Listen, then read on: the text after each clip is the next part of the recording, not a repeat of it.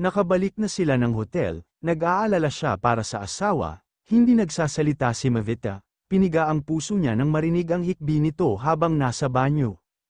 Kuya, may dapat ka bang sabihin sa amin? Tanong ni Vincent sa kanya.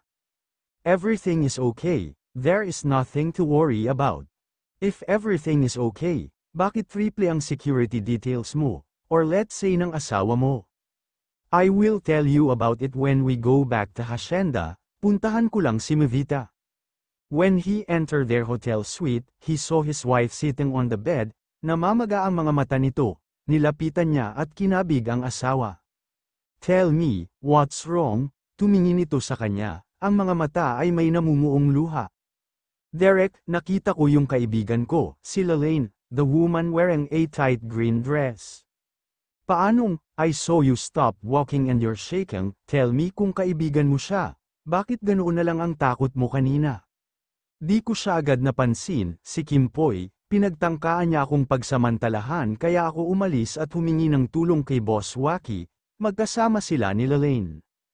Umigting ang panga nito, Derek, that bastard, I will kill him, bakit di mo agad sinabi? Galit na wika nito, wait here. Derek, tawag niya sa asawa, galit na lumabas ito ng kanilang silid. Naiwan siyang umiiyak, ang sama-sama ng loob niya. Sa nakita niyang pagkakangiti ni Lalaine ay sigurado siyang malapit ang dalawa sa isa't isa, ayaw niwang isipin na may kinalaman si Lalaine. Bumukas ang pintuan, pumasok ang kanyang asawa, galit ang makikita sa mukha nito pero nakita niya ang pag-aalala nito, mahigpit siyang niyakap nito, umiiyak siya sa dibdib ng asawa. Simula ngayon hindi ka aalis ng hacienda nang di ko nalalaman. Magpapadagdag ako ng military-trained bodyguard mo and I don't want any objections. Oo Derek, baba taas ang dibdib ng asawa, ramdam niyang galit ito. I don't want you to get hurt, hindi ako papayag na may mangyari sa'yo, do you understand me? Tumango siya kay Derek, salamat Derek, sorry napagalit kita. Masuyong hinawakan nito ang kanyang baba, hindi ako sa'yo galit, sorry kung nasigawan kita. Yamakap siya sa asawa, sa mga yakap nito nararamdaman niyang ligtas siya. Pagka-uwi nila sa hacienda ay sa cabin na tumuloy si Mavita. Gumaan ka na ba? Nang nasa biyahe sila ay sumama ang pakiramdam ng asawa. Medyo, ayos lang ako Mayor, may gusto ka bang kainin? Wala Mayor, don't worry magiging okay din ako, napagod lang ako sa biyahe natin. Okay, may mga babasahin lang akong mga project proposal. Kailangan na ng engineering department, I'll check you later, okay. Tinawagan ni Derek si Samuel pagkatapos ng huling proposal na pinag-aaralan niya. Any news bro, under surveillance na ng mga tao ko si Kimpoy at Lalaine. Good, leave that bastard to me, I will be the one who will punish him, tiimbagang wika niya patungkol kay Kimpoy. Ayos na din lahat. Pinabura ko na ang kopya ng CCTV sa Divisoria Mall. Salamat bro, malaki na ang bilang mo, told you charge it on my account, wika niya kay Samuel. Yayaman talaga ako sa'yo, crazy, mayaman ka na talaga. You fall hard man, hindi ka ganyan kay Melinda, free security details was enough even with all the death threats you're getting. I know, no one makes me scared in my whole life and I'm always in control. I'm too old for this. Kaya ayaw kong mag-asawa mawawala ang tapang ko, okay na ako sa mga gadgets ko. You will find your match Samuel, when the time comes you will throw away all your gadgets bro. Mayor, have to go, mag-usap na lang tayo pagpunta mo dito sa Friday, palam niya rito habang inayakap niya ang mga bisig sa asawa. You're whipped man, shut up, tatawa-tawang pinatayan niya ito ng cellphone. Feeling better, Mayor, gusto ko ng chocolates, please. Okay sige, papabilhin ko si Philip, gusto ko ikaw ang bumili, ngayon na, ha? Hindi ko alam kung anong chocolate, hindi ito kumibo at tinalikuran siya. Tinawagan niya si Philip, good afternoon Mayor. Good afternoon, Philip, saan ba kakabili ng yensyang chocolates at send mo sa kin kung anong hitsura nun?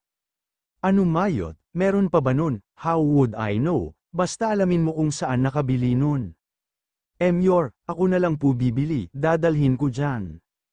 No, ako ang bibili, hindi tatanggapin ng asawa ko kung di ako ang bibili. Sige po maghahanap na ako, thanks. Nakita niya ang asawa sa kusina na naghahanda ng sandwich. Niyakap niya ito, hinagkan sa batok, nagpapahanap na ako ang bibili wag ka nang magalit. Talaga, his wife is beaming with harness, nakangiting tumango siya rito. Salamat Mayor, anything for you, my wife, hinagkan niya ang mga labi ng asawa. Buong alab nitong tinugon ang kanyang mga halik, without breaking their kiss, binuhat niya ang asawa papunta sa kanilang silid, at doon muli niyang inangkin ang babaeng nagpapabilis ng pintig ng kanyang puso. Samantala wala pa din bang balita sa kapatid ko? Master, wala pa din ho, masyadong luma na ang larawang binigay ninyo at yung sinasabi ninyong pinag-iwanan ninyo ay hindi naman matrace ang last known location nito. 12 taon ang nawala sa amin, unti-unti na akong pinapatay sa pangungulila sa kanya, hanggang di ko nakikita ang kapatid ko walang halaga ang buhay ko. Master, huwag po kayong magsalita ng ganyan, madami na po kayong hinarap na laban, makikita po natin si Mavita. Gusto ko lang mahanap siya at ipaghiganti ang pagkamatay ng mga magulang namin. Master, wika ng isa sa mga tauhan, inabot nito ang isang sobra. What is this? Kunot noong tanong niya. Invitation po, binuksan niya at binasa ang nilalaman nito. Tell them, I'm coming over. Opo, Master. Tinanaw niya ang mga taong nagkakasiyahan. Baby sis, nasaan ka na ba? Nararamdaman kong buhay ka. Pangako, di ako titigil hanggang hindi kita nakikita. Kuya, balikan natin sila mommy at daddy, please, palahaw ng kanyang kapatid. Akay-akay niya ang nakababatang kapatid, kanina pa sila lakad-takbo. Nakita niya ang isang malaking puno, inakay niya ang mga kamay nito. Kumapit ka sa aking mabuti baby sis, wika niya sa kapatid, pilit niyang pinapatahan ito. Tamang-tama, dito muna tayo magpapalipas ng gabi. Kuya, paano na tayo ngayon? Bakit tayo nagtatago sa mga pulis? Hindi na tayo pwedeng bumalik sa bahay natin, wika niya habang pinupunasan ang dagwang mga braso ng kapatid. Kuya nagugutom na po ako, naluluhang wika nito sa kanya. Huwag na huwag kang aalis dito ha, maghahanap ako ng bungang kahoy na pwede nating makain. Inabot siya ng mahigit 1 oras bago siya nakabalik kung saan niya iniwan ang kapatid. Heto kain ka na baby sis, binigay niya sa kapatid ang hinog na papaya at saging. Wow kuya, salamat, ang sarap nito, hindi magkatuto ang kapatid sa pagmuya. Heto ang tubig, mula sa bukal pero malinis ito, pinagmamasdan niya ito habang umiinom, habag na habag siya rito. Ngumiti siya sa kapatid, ayos lang ako Mavita, busog ako. Kuya, ayaw ko na pala, busog na ako. Kinuha niya ang iniabot nito at magana din siyang kumain. Alam niyang gutom pa ito pero kung di siya kakain ay di na nito uubusin ang pagkain. Nang makita nitong magana na siyang kumakain ay inubos nito ang pagkain. Tigil ang emosyon niyang maiyak, kailangan niyang maging matatag para kay Mavita. Wow, kuya ang ganda-ganda naman itong tent natin, pumapalakpak na wika ni Mavita sa kanya. Pasok ka na sa loob, mahamag na. Gumawa siya ng sisilungan nila sa pamamagitan ng mga dahon ng saging at mga tuyong sanga, dahon din ng saging ang ginawa niyang pinakabanig nila. Nahiga siya sa tabi nito, ikinumot niya ang jacket niya sa kapatid. Sa kalagitnaan ng gabi ay umiyak ang kanyang kapatid. Kuya, iyak ni Mavita, don't cry baby sis, nandito lang si kuya, di kita iiwan, pangako. Pinky swear. 3 araw silang naglakbay ng kapatid hanggang sa makarating sila sa kabihasnan. Sa pamamagitan ng panglilimos nila ay nakakain sila. Gumawa siya ng barong-barong nila sa bakanting lote ilang metro mula sa kalsada. Lumipas ang buwan, natuto siyang manggal-akal ng basura. Hanggang isang araw nakilala niya si Mang Kadyo, dating driver ito ng daddy niya. Lagi silang dinadalhan nito ng pagkain. Matapos ang kaarawan ng kapatid ay nagdesisyon siyang magtrabaho sa susunod na bayan, nakiusap siya kay Mang Kadyo na pansamantalang iiwan mina niya si Mavita sa pangangalaga nito. 1 linggo lang ang pinaalam niya sa mga ito at babalikan niya ang kapatid. Nang araw na matanggap niya ang kanyang unang sahod ay bumalik siya sa bahay ni Mang Kadyo upang sunduin ang kapatid. Pero wala na ang mga ito, ginawa niya ang lahat upang hanapin ito, lahat ng trabaho ay pinasok niya upang magkapera siya hanggang isang araw ay dinampot siya ng mga di kilalang lalaki. Malaking halaga ang inalok sa kanya kapalit ng pagsali niya sa underground fight, walang gabi na hindi siya nakikipaglaban. Maraming pagkakataon ninais niyang mamatay na lang sa kawalan ng pag-asa. Sa lugar na kung saan lahat ng bawal ay pinagkakakitaan ay doon niya nakilala kung sino ang nasa likod ng lugar na yun, ang kanyang lolo.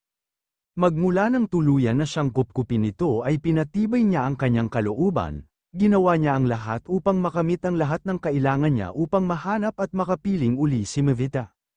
Sinigurado niya na lahat ng may sala sa kanyang pamilya ay kanyang pagbabayaran sa kanyang mga kamay. Master, nakahanda na po ang sasakyan, wika sa kanya ng pinakamatapat niyang tauhan at tinuturing niyang kaibigan. Naputol ang pagbalik-tanaw niya sa nakaraan. Sige, susunod na ako, salamat. Malungkot niyang inikat ang silid na inihahanda niya para sa kapatid. Lahat ng regalo na dapat ay para sa kapatid ay doon niya nilalagay. Dahan-dahan niyang isinara ang silid at malungkot na nilaibat ang buong kabahayan. Lahat ng meron siya ay walang halaga kung wala ang kanyang pinakamamahal na kapatid. Mayor, 90 packs pa lang itong nabibili ninyo, paalala sa kanya ni Philip. I know how to count, nasa palengke sila. Halos inikat na nila ang lahat ng tindahan, para siyang nangangampanya. Short ng 10 packs kaya problemado siya. Bakit naman kasi heto pang chocolate na ito, reklamo niya. Masarap kaya ito Mayor? Mayor, bakit, meron pong yan siyang chocolate doon sa pinakadulo. Thanks God, let's go. Pagdating niya sa cabin ay masaya siyang sinalubong ni Mevita. Bilis nasaan na, easy my wife, natatawang wika niya at hinagkan ang noo nito. Hello Ma'am Mevita. Sabay-sabay na bati ng mga kasama niya. Hello, wag muna kayong umalis, ha? Excited na binuksan nito ang box na dala-dala nila. Bakas ang saya sa mukha nito na nagpainit sa kanyang damdamam. Hinati nito sa 5 parte ang mga chocolates, yan, o ito para sa inyo. Nakangiting inabutan nito ng mga chocolates ang mga nakatulalang sina Philip at kasama nito. Oh, bakit para kayong namatanda dyan? Pinabili mo ako ng mga ito para lang ipamigay sa kanila. Hindi ito kumibo, may sumungaw na luha sa mata nito na kinabahala niya. Tuloy-tuloy itong iniwan silang nakatulala. Mayor, tawag ni Philip sa kanya. Ha? Sundan na ninyo po si Ma'am Mevita. Mukhang sumama ang loob. Mayor, payo lang po, kung ako sa inyo sundin ninyo ang lahat ng gusto ni Ma'am. Bumili na nga ako, di ba? Mauna na kami, Mayor. May alam ba ang mga ito na di niya alam? Pumasok siya sa kanilang silid, bit-bit ang mga chocolates. My wife, umuwi na sila. Heto nakakain na ako ng isa, masarap pala. Derek, namamasa ang mga mata nito. What's wrong? Bakit? Anong nangyari? Mayor, naiinis ako. Bakit naman? Sa akin ba? Mayor, gusto ko ng strawberry shakes na may kiwi please. Tawa ng tawa ang mga kapatid niya. Nagrereklamo siya sa mga ito, gabi-gabi ay puyat siya dahil sa event sa munisipyo, tuwing umaga naman ay kung ano-anong weird na pagkain ang pinabibili ng asawa, kapag hindi siya bibili, hindi siya nito kinakausap. Shut up, I feel miserable, what? Sinama niya ito ng tingin, mainit pa din talaga ang kapatid sa kanya kasi nagseselos pa din siya rito. Kuya you're hopeless, you govern the city, a simple sign di mo magets.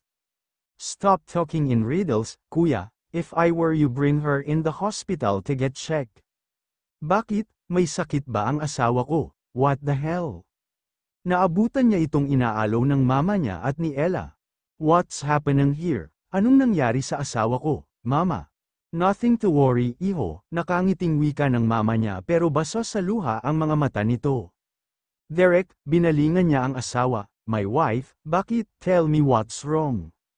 Mayor, buntis ako, lumuluhang wika nito na kinatulala niya. Nasa mansion sila ni Derek, naiinis si Mevita sa sarili, nagiging irritable siya lagi at kung ano-ano ang hinahanap ng panlasa niya. Ngayon naman ay nahihilo siya na di mo ari. Baka may nakain kang di maganda. Kasama niya si Ella at Aiko. 2 days before Christmas ang baby shower ng pinagbubuntis ni Ella. Di ko nga alam eh. Alam kong naiinis na sa akin ang asawa ko. 3 appointment sa doktor na ang nirecommend ni Lance ang di na ma'am napuntahan dahil irritable ako baka walang mangyari. Nagtatakang tiningnan niya ang mga ito nang walang magsalita, nakatitig sa kanya, anong problema? Saglit lang may kukunin ako sa kotse ko, ang tagal naman ni Derek, gusto ko ng pizza. Maya-maya pa ay bumalik na si Aiko, kasama si Mama Estrella. Hi mama, bumeso siya sa biyenan, nagtataka siya dahil hindi ito tumugon na namamasa ang mga mata nito. Okay, let me check, pinulsuhan siya ni Aiko tapos ay inabutan siya nito ng isang pakete. I only got one left, nadala ko na yung supply sa clinic ko, you can use this. May kaba siyang naramdaman pagkabasa sa label nito. Ibig sabihin ay, nanginginig niyang wika, sige na anak, halika, samahan kita, dito na tayo sa garden bathroom. Mama, thank you Mavita, yakap-yakap siya. Tumulo ang kanyang mga luha, hindi siya makapaniwalang may buhay na pumipintig sa kanyang tiyan. Masuyo niyang hinaplos ang kanyang tiyan, walang tigil sa pagpatak ang kanyang luha. Don't cry anak, magiging ayos ang lahat, mama, matutuwa kaya si Derek, baka magalit siya. Matutuwa si Derek, sigurado ako, salamat anak, hindi mo alam kung paano mo ako pinasaya ngayon, siguradong matutuwa ang papa at mama lalo na ang Papa Fernando. Inakay siya ng biyenan, sinalubong siya ni Ella ng yakap, nag-iiyakan sila, masaya siya pero nangangamba siya, paano kung ituloy ng asawa ang kasunduan? Maya-maya pa ay dumating ang asawa niya, nag-aalalang nagtatanong ito. What's happening here? Anong nangyari sa asawa ko, mama? Nothing to worry iho, sagot ng biyenan niya, Derek.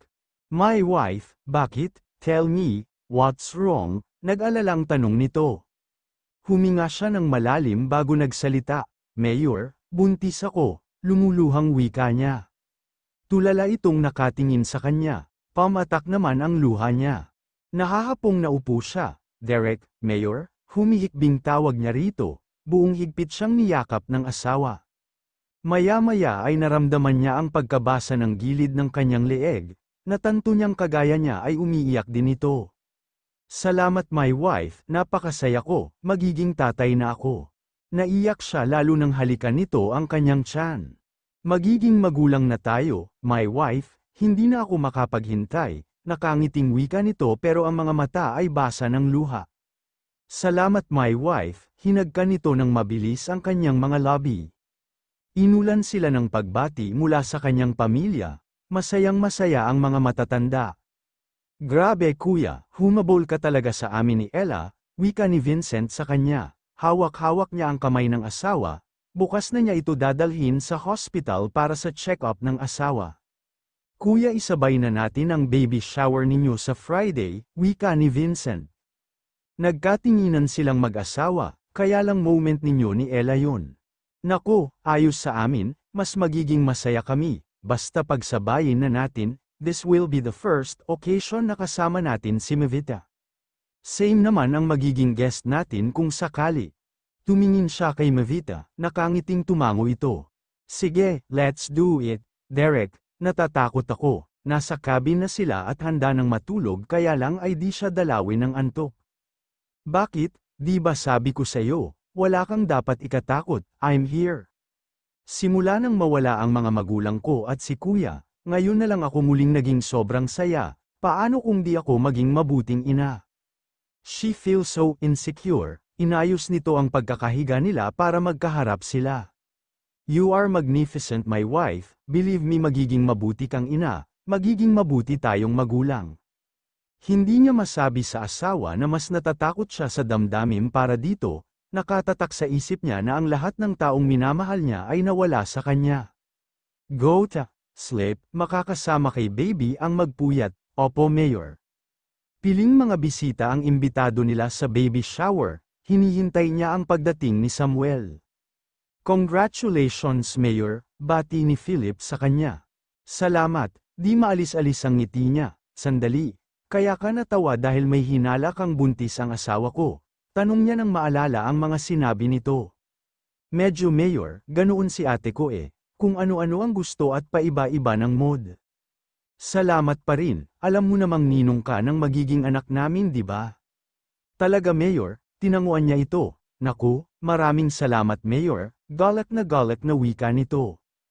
Oh nandito na pala si Arthur, narinig niyang wika ng kapatid na si Vincent. Napalingon siya, tinulos siya sa pagkakatayo nang makitang titig na titig ito sa asawa niya. Dali-daling iniwan niya si Philip at nilapitan ang kanyang asawa. Grabe ka Mayor, possessive, Mavita, hindi mo pa nakikilala itong kaibigan ko, masayang wika ni Ella. There is no escape, bumaling ang tingin ng asawa sa taong bagong dating na titig sa kanyang asawa. Hay! Nakangiting wika ni Mavita, ang lakas ng kabog ng kanyang dibdib. I'm Mavita. Hindi nagsasalitang inabot nito ang kamay na kanyang tinanggap, nang magdaop ang palad nila ay unti-unting nanghihina siya, bumitaw siya sa kamay nito at kumapit sa kanyang asawa. Are you okay? Narinig niyang tanong ni Derek, siya ang napangasawa ni Kuya Derek. Mavita, blurred ang paningin niya at nahihilo siya, humigpit ang kapit niya sa asawa. Hi, I'm Maynard Arthur Villafuerte. Narinig niyang mahinang wika ng lalaki bago nagdilim ang kanyang paningin.